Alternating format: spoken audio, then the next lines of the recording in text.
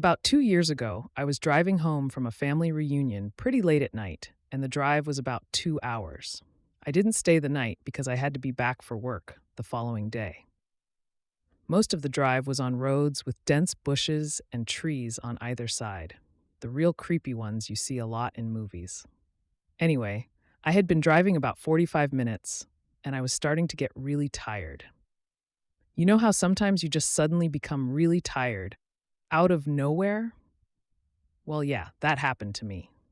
I knew I wasn't going to last, but I didn't come across any place that I felt I could park and safely sleep. Anyway, after it became clear to me that I wasn't going to find a place to pull up and my tiredness wasn't going away, I did something very questionable. I pulled over to the side of the road onto the grass, behind some bushes, to try and hide my car from anybody else who was going to come past. The roads weren't empty. I came across another car every few minutes or so.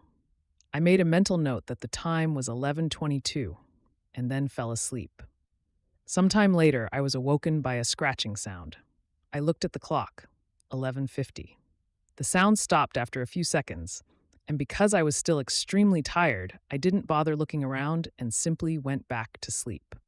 I was later awoken by the same sound, and it was now 12:40. This time, it really freaked me out because the sound didn't stop.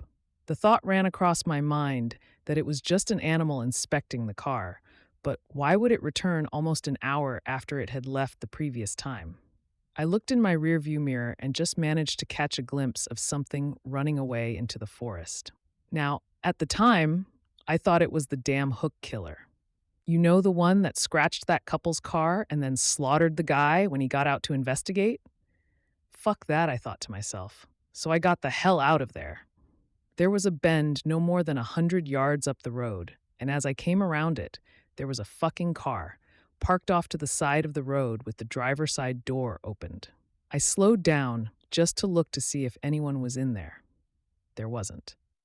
Then I looked in my rearview mirror. I didn't see anything, and all of a sudden, this guy comes sprinting around the corner. He starts screaming at me, shouting stuff like, hey, you, get the fuck out of your car, now! I noped the fuck out of there and sped off. I never saw the guy again. Moral of the story? Don't fucking sleep on the side of a deserted road. A few summers ago, I went for a bike ride around midnight with a friend. We went our separate ways at the end of the evening, and I had about 2 blocks to ride back by myself. Because of construction, I had to ride on the sidewalk, but the streets were dead. But it wasn't a problem until right where I was about to turn left onto my street. There was this man walking by himself, maybe 40s, a little scruffy, but not homeless. The sidewalk was narrow, and I didn't want to freak him out. So when I got about 6 feet behind him, I said, "Hey, behind you." And he turned around and gave me this super angry look. I turned down me street, and he started to follow me, literally screaming about how I was a fucking cunt and he was going to kill me and all that. I live right off the corner, and I didn't want him to figure that out, so I decided to do another loop around the block. That's not the scary part. The scary part is that when I looped back around and looked down the street, I saw him standing on my fucking front stoop, staring out at the street like the motherfucker knew I lived there. He saw me ride by again, but he didn't say anything. I ended up going back to the friends, but my bike got stolen from the alleyway by the house 2 days later. Edit, the guy in question was definitely not actually homeless. We have a large population of mentally ill in that area, unfortunately, downtown of a medium-sized city, so if I didn't think the sidewalk was too narrow to pass, otherwise I wouldn't have disturbed him. Half the scary part was that he looked pretty much completely normal for my area. That being said, I ended up texting my mom, and she made the decision not to notify law enforcement until my bike was stolen. This is not supernatural creepy, but is one of the more disturbing and surreal experiences of my life. One early morning, a few short years ago, I am walking to my bus stop and eating a banana. It is dark, misty, around 5 a.m., and I am internally debating something trivial, like if I want my daily Starbucks before or after the commute. As I approach the dimly lit corner on my street, a tall man in a black mask steps out of the dark alleyway to my left. Sleepy and disoriented, I barely acknowledge him. When he shouts, "Put down your fucking purse," and points his gun to my head, things start to click. The man says, "Put down your bags," and I tell him, "Okay, okay, I'm putting them down over here."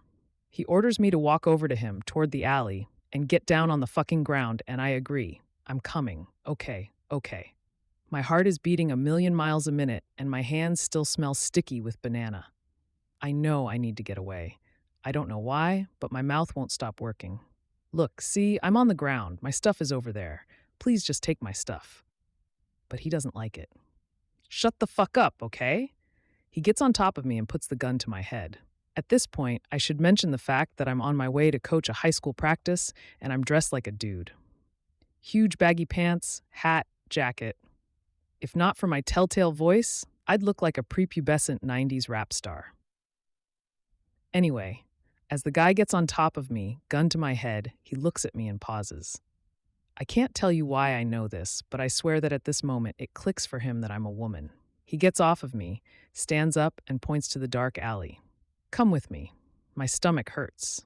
I remember that there have been a recent rash of sexual assaults in my neighborhood, during the daytime no less.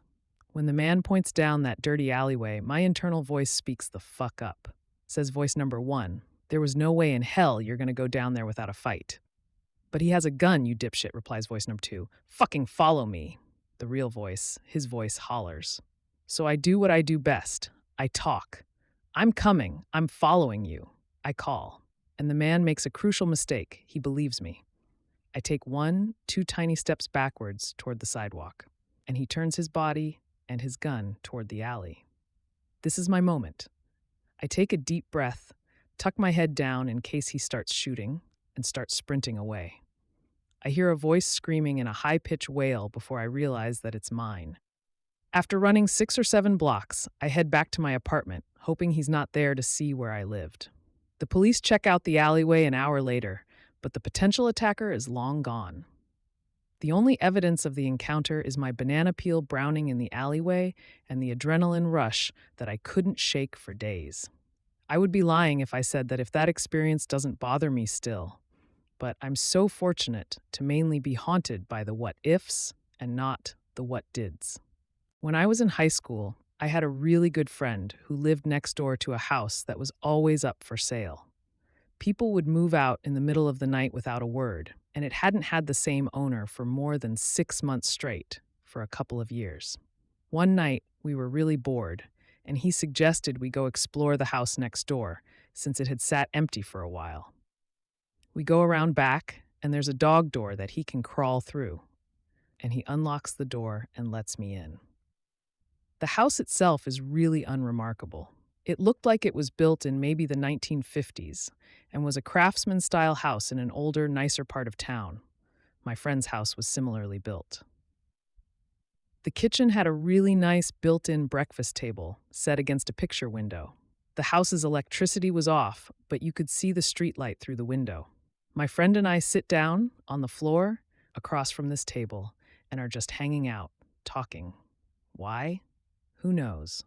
All of a sudden, my friend screams, and in that instant, my vision goes black. But it wasn't that I just couldn't see. My body was engulfed in this sickly coldness from head to toe. I start screaming, and I feel my friend's hand grabbing mine and pulling me in some direction forcefully. My vision slowly comes back, and I start to warm up when I realize that we're outside under the streetlight. It was December and should have been much warmer inside of that house. Finally, I look at my friend, and he looks scared. I'm really confused and kind of panicked myself and finally ask him what happened. He says that as I was talking, a black thing, this figure that was all black and only had the vague shape of a girl, crawled out from under the table and sat on top of me. Apparently, I started groping around with my eyes wide open, like I couldn't see, and he was so freaked out he pulled me out of the house. We're still friends, and we bring it up every now and then, but the story itself never changes, and it still sends chills down my spine. To this day, I've never felt such blackness or coldness in my life. It was palpable, almost sticky. For a couple of days afterward, I couldn't shake this unsettling feeling, and I could never walk past that house again. Ugh, I'm scared to get out of bed now.